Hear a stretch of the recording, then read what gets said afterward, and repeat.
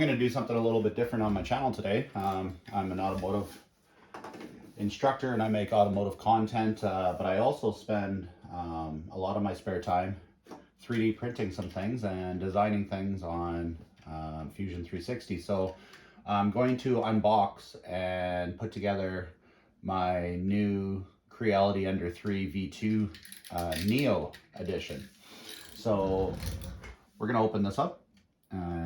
We're gonna get some of this work done. It's going to take a little bit of time, and from what I hear and have read, that the Neo is kind of well put together already. I don't think it's in as many pieces as some of the older Enders were in. So we're gonna open this up. I've put together a couple Ender 3s before, and CRX. So we'll see how this goes. Creality does a really good job of packing these things in here. So I don't think that you should get too many damaged parts, as the foam has this packed in really, really well. We have our owner's manual, which is always tough to decipher sometimes, because I think it's all written first in China and then translated into English. So sometimes you'll have some trouble with that. It looks like there's the display screen and the holder for the filament. Okay, I'm going to take all of this out now. And just as they advertised, this thing comes pretty well put together already, where the upper gantry and everything are all one piece and you don't have to bolt them together. And then the lower piece that has the build plate, the computer, the power base, they come connected. So you'll just have to be careful to take it out in all one piece without hurting the cables. So I'm going to get rid of this box now, because I think the unboxing is done. But they did put some good effort into the foam of this printer. So for a cheap Chinese made filter or 3D printer, they packed it together really well. So it makes that long trip to Canada is where I'm making this film from. And I guess what's special about me putting this together in Canada is that Creality on their website does not sell the Ender 3 Neo in Canada. So I managed to get this one off of Best Buy Marketplace from a business in Alberta, and it shipped out in 3 days to me here in Manitoba. So I would highly recommend them. But this upper unit just has 2 screws on each side. I can already see them to put that in. So I imagine that's one of the first steps they're going to have us do. But I'm going to put it together using the quick start guide here, so we can so we do it right. I don't want to leave anybody behind or anything. If maybe you've unpacked yours and you just want to watch a video to see how it goes together, and that's fine. So it's telling me a list of all the main parts that I should have, and I like to see that there's only 5 screws altogether to be installed. Okay, good stuff.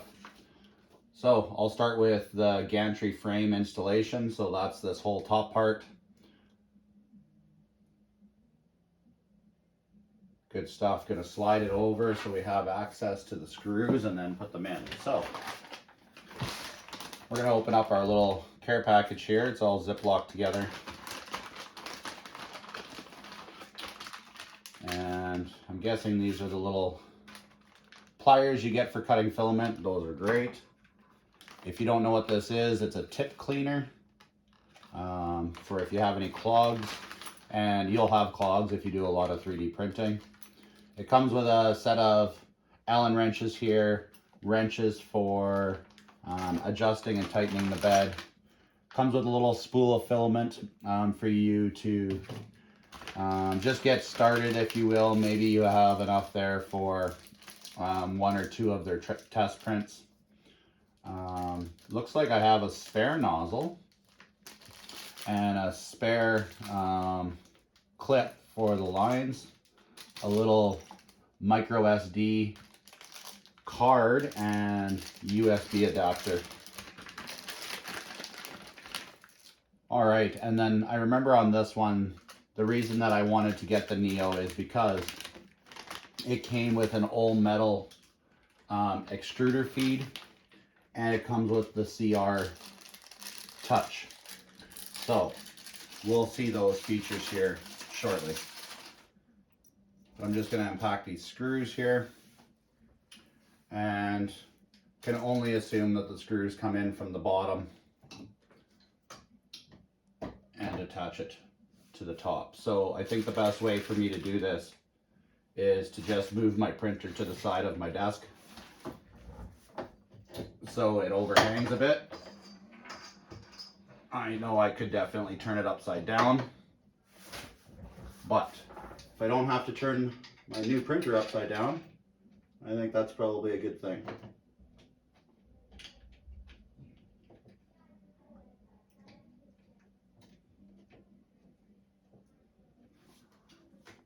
Okay, there's one screw in. Now I'm going to hang the other side off the side of my desk and put this in as well. The screws on that side lined up really well.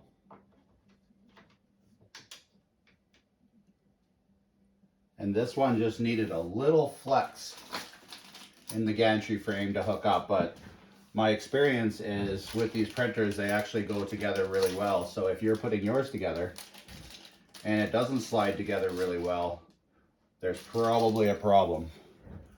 Okay, I'm going to locate the proper size Allen wrench to put in the rest of my screws and tighten them down.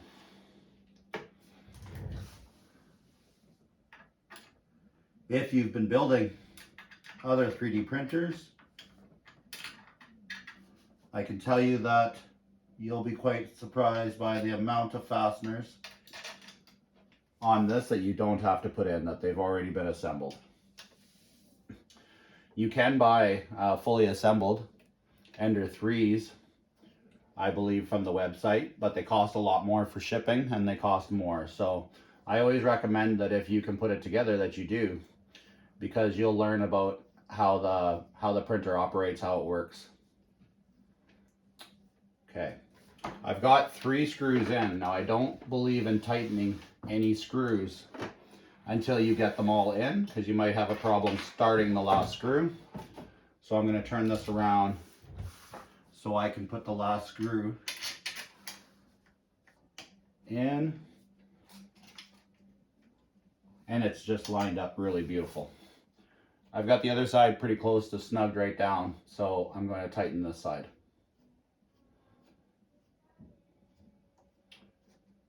The Ender 3 V2 is a good printer. It has a glass bed, where this one does not. This one has some magnetic composite bed on it, but apparently when your print's done, you can just pop it off, flex it, and your print should fall right off. Where with the glass bed, you had to wait for it to cool down, and the glass bed would cool down pretty quick. So don't think that it's a big deal, but this should be a nice addition to the printer. The CR Touch, the auto bed leveling system, will be a large upgrade to this version 2. So if you're thinking about getting it or not, I'm going to put this one together, and I think we're really going to like how it goes together, because the other printers take about an hour and a half to put together, and this one is practically already mainly done. There's not much more left to do, I don't think, as we're almost out of parts already. So, but I do like the version 2. It's a silent motherboard. I've used another one quite a bit already, and I quite enjoy it. I have one at work, and very good quality prints, very quiet, very easy. So I'm hoping this one with the auto bed leveling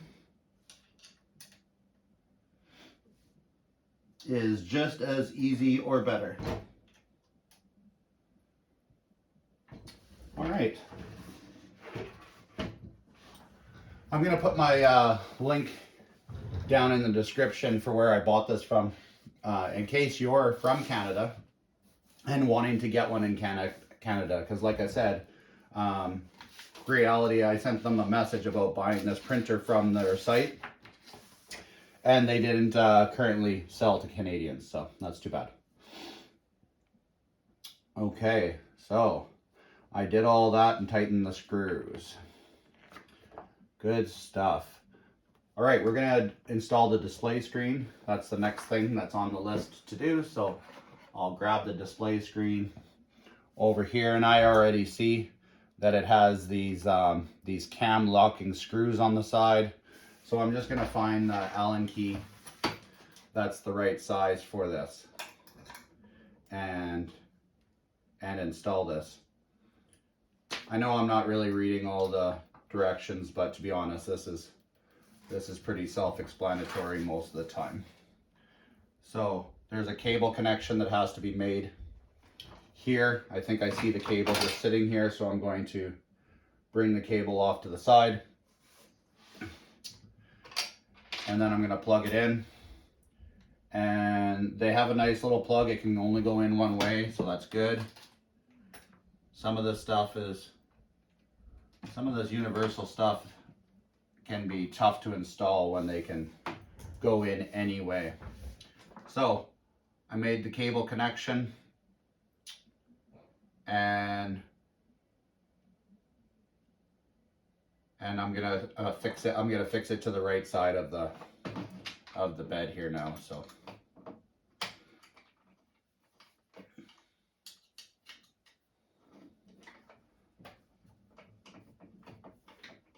these screws came tight, so I assume I just need to loosen them a little bit.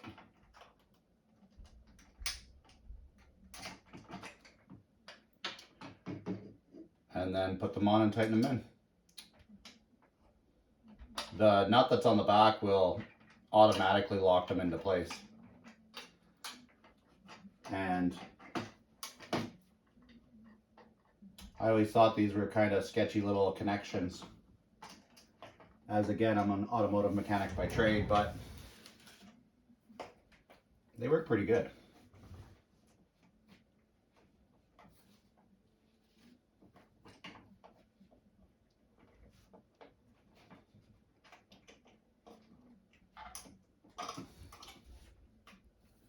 Creality makes a good entry-level printer, and what you'll find is that these Crealities actually do have really good print quality. They're not bad at all. They're really good. I've seen a lot of expensive brand printers that can't put out the same product that the Creality does. So you might think that you've bought a low-end printer when you buy one of these, but to be honest, they're probably one of the longest lasting 3D printing companies on the market, and they're still very affordable. And the reason they're still in business is because of that. People want to buy their product due to how cheap they are initially. And then myself, I'm going back to buy another one, even though I have the larger CRX 2-color printer. I'm coming back to do smaller prints that on this Ender 3 that actually are going to turn out better than the more expensive CRX. Because of the smaller mass of the table moving, I think the prints can be a lot more accurate. So this Ender 3 is going to do any project for me that will fit on this print bed. And then when they won't fit on this print bed, I will put them on my CRX because it has a much larger bed. Okay, there we go. We have that little screen on. Those screws are in a little bit of a tough spot. I bet that's probably the hardest part of this whole job right here. Okay, I made my cable connection. I put on my display screen. That's all good.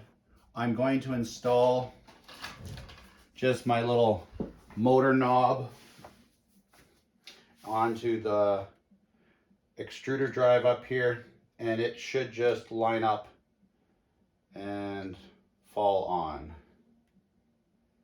as there's a flat spot on the drive and there's a flat spot in the handle. I see it now.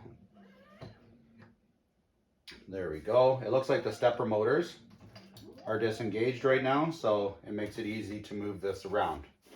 Kind of venturing away from the installation manual on this because this is so easy. I have these same cam locks that I had on the display screen, and I'm going to install my filament holder at the top here. Now they're using different size screws, it looks like, for everything, which you might think is kind of a pain, but I think it's so they can only go on one way. They'll only be in one position pretty much on this printer, so that's okay. So what you're going to do is just loosen them, and then you have to back these off a little bit. And what they'll do is they'll actually automatically turn and lock in when you have them in place here. So I'm going to put my spool feeder off to this side like everybody does. And I'm going to do that because the filament drive is on the left side of the machine here. So you just want to match the filament drive where you put the filament holder. You could have an externally mounted one. Maybe you want to put it on a wall so the printer's smaller, so it can maybe fit somewhere better. That's all good. Just make sure that whatever you do, it doesn't put a kink in your filament. I don't believe this is the ideal filament spot, coming from above into the side of the machine, but the printer works really well. These Ender 3s work good, so I won't knock that. It's nice that it's all compact and it's not separate, so if I want to move the printer, I can pick this thing up right from the gantry frame and carry it to wherever I want to go. And I've never had to bed level after that. Okay. All right. Just checking out some tightness of everything. This gantry frame feels very good. I don't know if I've got something on my desk keeping me from being unlevel. Yeah, okay, that feels good now. But what I noticed right away, and I want everybody to notice this when they get their printer, is that the build plate has not been adjusted properly yet. And I find that some of them they come tight, and some of them are not. So you could focus on that and get upset about that, but it's okay. They send you with the tools to do the adjustment on here. I just don't want you to miss that step. Another step that's really crucial that you don't want to forget is changing the power supply over to the appropriate voltage. So me being in Canada, my voltage is 115 coming out of the wall. There's a switch here at the back for 115 or 230, depending on what country you're from and what voltages you use. So being from Canada, we're 115. It's defaulted into 230, okay? Because this printer, again, is made in China, sold all over the world, where I think a lot of countries in Europe are 230 volts. We're 115 here, so you're gonna have to switch that over. If not, I can imagine that if you put 230 volts into 115 setting, there would be some problems with that. And I would imagine there's going to be some printer operational things wrong if you do it the other way as well. Okay. Yeah, book, eh? I've been reading the book. And sorry for saying a all the time. My Canadian colleagues will understand me very well. Everybody else will be wondering what's going on. So I'm already kind of at 3.3 where I do have to just go around and hook up all the cables to the different drive motors and such. And I'm going to tighten the bed. I'm not seeing anything in the book because it's already getting into printing. After you install everything, it's telling you to print, but they're not telling you to adjust this bed. So if you see a bed that's loose like this, you can't print on that. Absolutely no way. So I'm gonna help you with that today, and hopefully, maybe if you're buying the same printer, maybe yours is already tight and isn't an issue, and that's fine. But if it is loose like mine is, and like a lot of them are, when they come, you're gonna need to know how to do this. So I'm gonna plug in the Z axis motor. Our Z is up and down, and this has a little clip on it that actually says Z on it. So I'm gonna plug it in. I'm not actually quite sure. Oh, I have to plug that in because it wasn't on there in the first place. Okay, and then we have all this braided line that's going to be moving, and it's kind of attractive that it's braided together. But then over here, I have some more motors on here, and I have some more switches. So I need to find out. This one is the drive, and this one says X on it. This one says X on it, so I think the drive is this one. I'm just going to check to see the size of the pins and such, as they all appear to be the same plug actually. So E for extruder, and then I have two different plugs that it appears to be right here, but one's a 3-pin and one's a 6-pin. So on the bottom of this drive, I have a 6-pin. So I will put in the 6-pin connector that says X on it. This one does not have a Z-axis stop because of the CR touch feature. So it's going to be a little bit different than your ender if that's what you have. The wires are not well listed on where to plug in. I wish I could show you all that, but it's not listed really well. So it looks like there's another plug-in right here, which I imagine inside of this is a switch to tell you when your X axis is home. So the home switch is in here. You just got to trust me and plug it in. It was really tough to see, but there it is. Okay. All right. They kind of have a really small picture of all the connections, and I think I've got them all. It looks good. So what I have to do is find my power cord for it right here. I'm gonna power it up just so we can see the pretty lights and such, and then I will show you how to tighten that bed. Because if I'm a gambling man, I would say about half of these come with a loose bed. As I've put together, this is my 4th ender, or my 4th Creality, and half of mine have been loose, the other ones have been just fine. Okay, pull off that sacred plastic cover. Okay, and you'll see it is not it does not have a touch screen, but it has this very easy knob to navigate. I really like this screen controller that's on these Ender series. All right, so we're gonna get into tightening up the bed.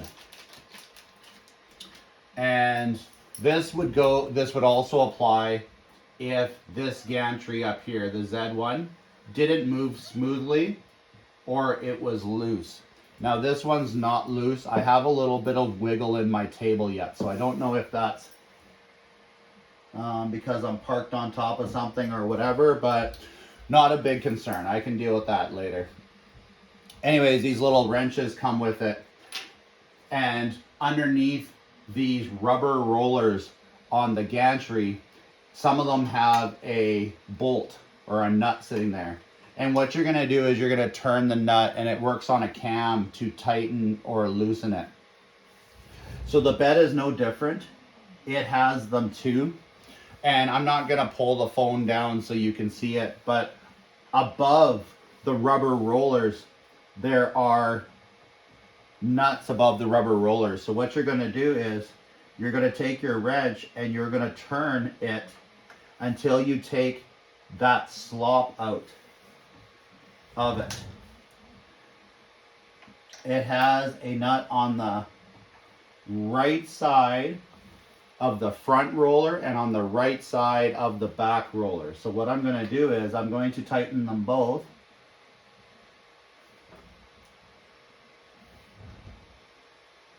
And it doesn't need to be necessarily tightened. You're going to move it until you can take out all the slop from your table. The rocking back and forth and up and down is what I'm trying to get rid of here.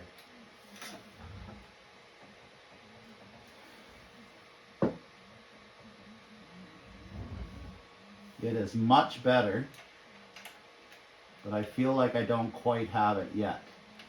So I'm going to tighten them both up again. Some more. Until I'm happy with this moving around.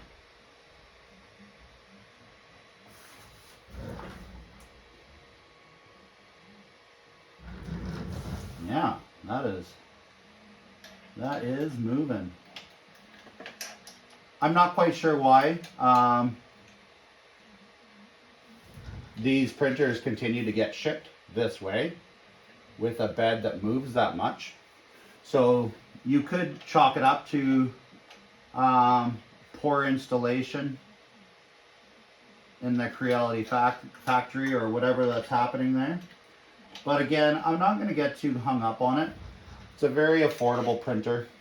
And these are steps that I should know how to do if I'm going to own a 3D printer. 3D printers are not a plug and play type thing. You don't just hit print and walk away from any 3D printer on the market. They all take a little bit of tinkering with, as I've worked with expensive maker bots that are $5,000 to $10,000. Here we have a unit that in the background here is $300 US from the Creality site. And you're just going to have to figure these things out for yourself. If you're going to own a 3D printer, it's necessary that you're somewhat handy, unfortunately. So, my extruder is moving nicely, and it's nice and snug. There's no movement. My track up here is really nice. I know it looks like it's moving, but again, that's my base. And I've tightened those bolts to a point where there's no play in my build plate anymore. And it also rolls back and forth really nice. The last thing I'm going to do that it doesn't, again, show you any of these steps in the book, okay, is I'm going to check the tension on the belt. You just have these knobs to adjust the X belt and the Y belt. Be careful that you're not over tightening these, but you definitely don't want them loose either, okay? So it has a knob on there. Don't crank it like as hard as you can, but the belt should move easily. And if you get it too tight, this might start to get a little tight to move and it might bind. So if you have some printing issues where it looks like your turns and your corners aren't very accurate, maybe you want to loosen that belt if you've gone ahead and over tightened it. Okay, good stuff. I think we're built. That's all the things I can think of.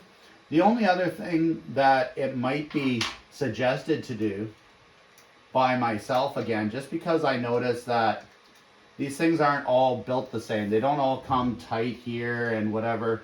It's probably a good idea to run an Allen wrench over some of these factory screws that are installed, just to make sure that they're snug. But don't get carried away tightening them too much and causing damage to it either. I've had the little bearing bolts on the Z. They were loose on a printer, and I noticed before I started printing on it. So I'm just going to go around right now and confirm that these things are tight. But the beautiful part of this printer is that there really isn't a ton of fasteners, again, holding it together. And maybe that's a bad thing if this thing falls apart, but I don't think it's going to. I think this is, so far I'm happy with this purchase. If this thing prints like the other Ender 3s do print, then we're going to be laughing, I think, with that auto leveling system and the quiet head and such. Okay, I'm going to go to this part here that says auto leveling. So what I'm going to do is I'm going to select the leveling. That's what it tells me to do here in the book after I power it on. So let's see what this thing does. There's no noise to the movements. If you have an older 3D printer that doesn't have a quiet motherboard in it, you're gonna love this thing, because this can be in your room if you wish, and you can be sleeping, and all you'll hear is some background noise from the fan.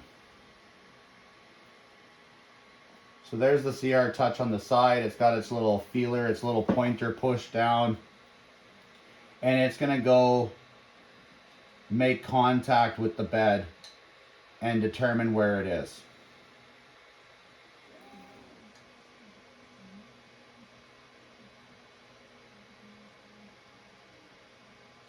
So it's going to check in 16 different spots on the bed. And then it says the calibration is complete. I don't think I'm going to subscribe to this immediately. I think I'm going to do a different step, okay? Because every other 3D printer in the past, you would adjust these knobs underneath to level the bed. And I think I'm going to do that on this one. I don't think I'm just going to trust the CR Touch yet until I do the adjustment on the bed. So I'm going to do another video, and it'll be a short one, and I can put it in the description below, just showing you how to manually level the bed, because I know that these knobs could have been turned or not even put in properly at factory. So I think I want to do a better job than just trusting the CR Touch to do all the work. But anyways, that's the unboxing of